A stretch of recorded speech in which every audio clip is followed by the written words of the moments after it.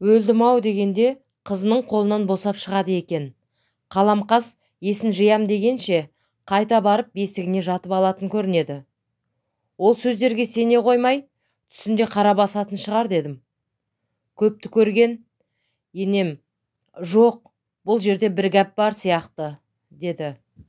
Құрметті оқырмандар, бүгінгі аудио кітап бесіктегі сәби анасы ұйықтағанда оны буындырып, сықылықтап күлетіні туралы айтатын боламын. Үй тіршіліктеріңізді істей жүріп, менің аудио кітабымды соңына дейін тыңдаңыздар. Студент кезімде бір құрбымның ауылына қонақ болып бардым. Кешке дастархан басында отырғанда атадан берілетін қасиет туралы әңгіме болды. Егер қасиет қонған адам қайтыс болған соң, балаларының бірі сол жолды ұстанбаса, тылсым құдірет ұрпағының бірін қайғылы жағдайға душар етуі мүмкін екен. Сол кезде құрбымның әжесінің айтып берген сондай бір әңгімесі әлі есімнен кетпейді. Оған сенерімді де сенбесімді де білмедім. Бірақ үлкен апа жалған айтпайтын шығар. Ол кісіге жалған сөйлеудің қажеті қанша? Сол оқиғаны сіздердің назарларыңызға ұсынып отырмын. Апаның әңгімесі. Мен келін болып түскенде, көрші үйге де келін түскеніне көп бола қоймаған екен. Жасымызда шамалас болған соң, Қаламқас екеуміз жақсы араласып, сыйлас болып кеттік. Кейде ауылда қалған ата-анамызды, туған-туысты сағынғанымызды айтып, бірге жылап та алатынбыз. Кішкентай қуанышымыз болса да бөлісетінбіз. Қонақ келе қалса, бір-бірімізге көмектесіп жүрдік. Бірде Қаламқас үлкен атасы қасиет қонған кісі болғанын, оның жолын ешкім ұстамағанын, сол атасы жиі түсіне кіріп, үнемі есік алдына атан түйе әкеліп тұратынын айтты. Ауылдағы емшіге айтқан екен, ол атаңның қасиет саған қонғалы жүр, сен бата ал. Егер бетін қайтарсаң, зияны тиюі мүмкін депті. Бойымда ешқандай қасиет жоқ, мен қалай бата алам, деді. Сен немересісің ғой, өз балалар тұрғанда саған келмейтін шығар, деп мен оны жұбатқан болдым. Бір жылға жетпей, мен де Қаламқас та бала көтердік. Оның мезгілі менен 2 айға кіші болатын. Екеуміздің басымыз қосыла қалса, бойымыздағы өзгерісті айтамыз. Қуанышымызда шек жоқ. Ана болудың қандай керемет сезім екенін сонда ғана білдік қой. Ай күнім жетіп, мен қыз босандым. Қызым 40-нан шықпаған соң, мен үйден ұзап шықпаймын. Сондықтан қолы босаған кезде Қаламқас маған келіп тұрды. Бір күні жүзінің жабырқау екенін байқадым. Не болғанын сұрап едім. Түн болса іштегі балам кеудемді тырмалап, бір дауыс шығаратын секілді. Таң ағарғанша ұйқы бермейді, деді. Мен оған не деп айтарымды білмей, емшіге көрінсейші, деп кеңес бердім. Бір күні Қаламқас босанғалы жатыр, деп енемді шақырып кетті. Бірақ оның босанатын уақыты жеткен жоқ еді. Шала туған ғой, деп мезгілінен ерте босанғанын жамандыққа жорымадым. Бірақ бір күдік іштей мазалады. Не жағдай болғанын білмей, дегбірім қашты.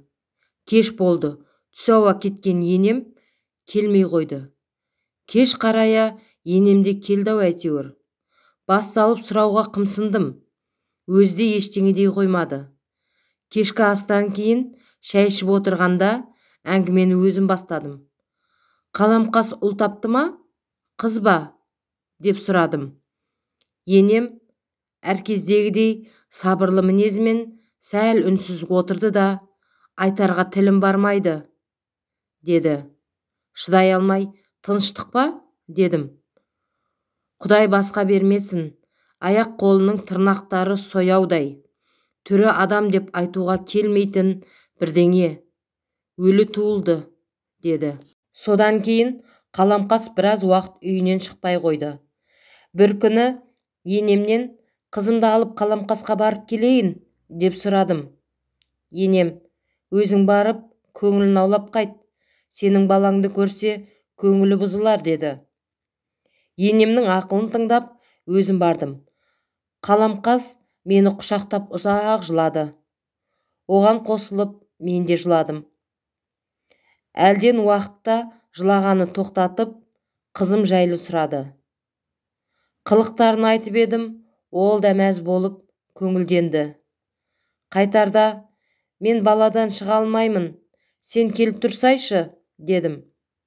Ертесіне ақ ол үйге келді. Содан кейін жиі келіп, қызымды ойнатып кетіп жүрді. Көп ұзамай, Қаламқас қуанышты хабармен келді. Тағы аяғы ауыр екен. Бала көтеру ана үшін қандай қуаныш екенін тек ана ғана түсіне алады. Қаламқас үшін қатты қуандым. Алладан аман-есен аяқ-қолын бауырына алып, сәбиін бауырына басса екен, деп тіледім. Ай күні жеткенде Қаламқас қыз тапты.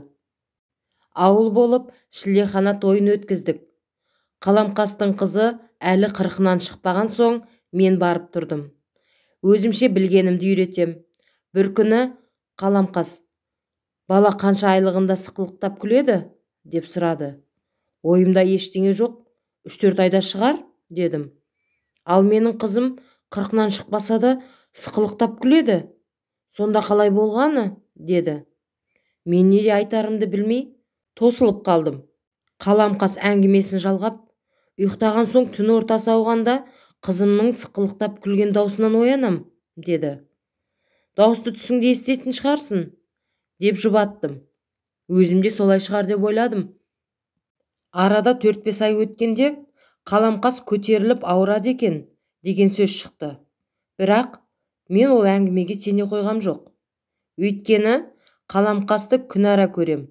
Бойынан ондай өзгеріс байқаған емеспін. Бір күні енемді сол үйге шақырды.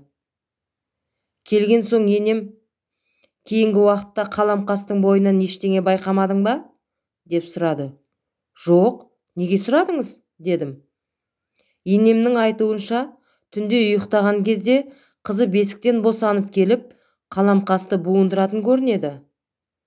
Өлдім-ау дегенде қызының қолынан босап шығады екен. Қаламқас есін жиям дегенше қайта барып бесігіне жатып алатын көрінеді. Ол сөздерге сене қоймай, түсінде қара басатын шығар, дедім. Көпті көрген енем, жоқ, бұл жерде бір гәп бар сияқты, деді. Келесі күні Қаламқастың хәлін білуге бардым. Ол өте көңілсіз екен. Мән-жайды қалай сұраудың жөнін таппай отырғам, өзі сөз қозғады. Енемнің айтқанын қайталады. Ұйықтағанда бастырылып қалып жүрген шығарсың, ол түсің болар, дедім. Жоқ, оянып көзімді ашқанда қызымның маған қарап, сықылықтап күліп, бесігіне барып қайта жатқанын анық көрем, деді. Мен не айтарымды білмей, екеуміздің құшақтасып, жылауға ғана шамамыз жетті.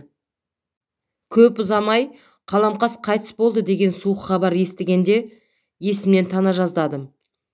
Кейін білдік, бесіктің қолбауына буынып өліпті. Қаламқастың өлімін әркім әр саққа жүгіртті. Күйеуі буындырып өлтіріпті деген де сөз шықты. Өйткені ешкімде бесіктегі қызы буындырып өлтіріпті дегенге сенген жоқ. Қаламқастың қызы туралы айтқанын білсем де, мен де ол кезде сене алмаған едім, деп апа әңгімесін аяқтаған еді. Апаның пайымдауынша, Қаламқастың өліміне атадан келе жатқан тылсым қасиет себеп болған болуы мүмкін. Егер түсіңде аян берсе, бойыңда қасиет болмаса да, бата алған жөн. Бата алған соң, атаның қасиеті ақырын-ақырын бойға дариды екен. Кім білсін, бәлкім бұл сөзде де бір шындық бар шығар. Құрметті оқырман, сізге бүгінгі аудиокітап ұнады ма? Осы оқиғаны соңына дейін тыңдаған болсаңыз, өз пікірлеріңізді комментарий бөлімінде жаза кетсеңіз.